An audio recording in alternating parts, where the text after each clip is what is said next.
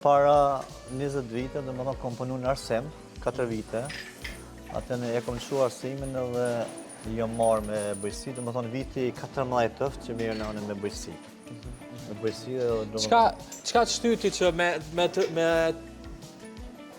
mu tërhek prej arsimit, me dhanë dërheqje edhe me u këthy në bujqësi? Qka të ka shtyt? Cila ka qenë arsia? E kom dashtë në gjithë, dhe më thonë, bëjsin edhe pra lufte ka pak jena mirë.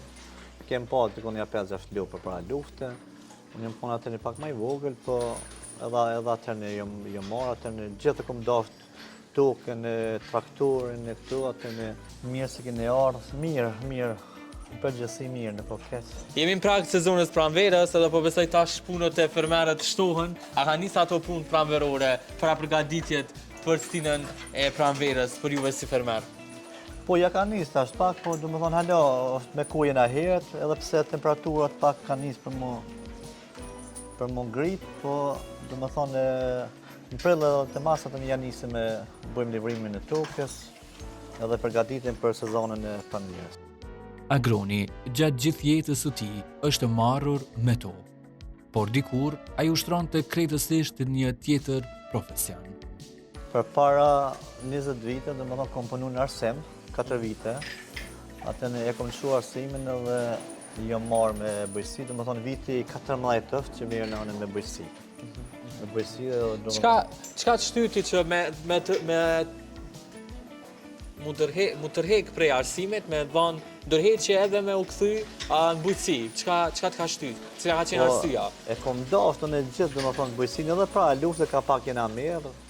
Kem pa të kënë ja 5-6 lupë për pra lufte. Unë jam konë atër një pak maj vogël, po edhe atër një jam marë, atër një gjithë kom dashtë tukën, trakturin, këtu, atër një...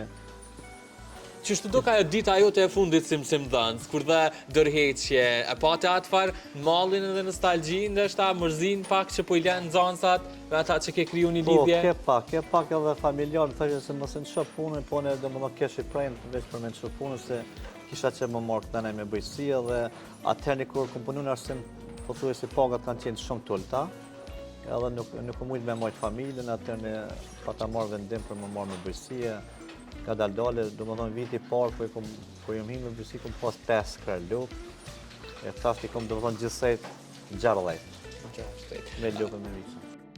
Lopët e Agronit janë pasuria kryesore e fermës së tij. Kështu, ai na njohi për nga afër edhe me racat e tyre. Kjo thirrët Holstein është bardhëzi gjermane, kjo për qumsht është ma e mirë. Se në qëfar, sa litra qumsh më nxerë për saj? 20 litra ka, du më thonë lupë që i qëtë për ditë. Sa mundet me peshu kjo këto? Peshe gjallë. Ka 700, 600, 650. Kjo thirrët Montebiliard, është e Francës.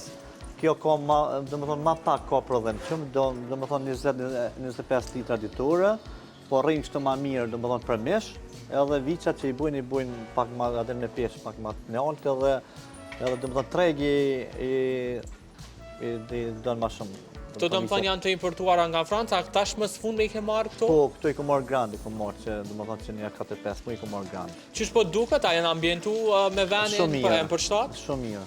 Edhe me kushtet atmosferike? Edhe me kushtet, do më thonë mirë, nuk kom pas problem, 10 i ku marrë si grand, nuk kom pas të lashe dishta. Tregona pak rreth firmës, na po e shohim që firmën e keni ngrit vetë, po besoj e keni punu me durët e juaja.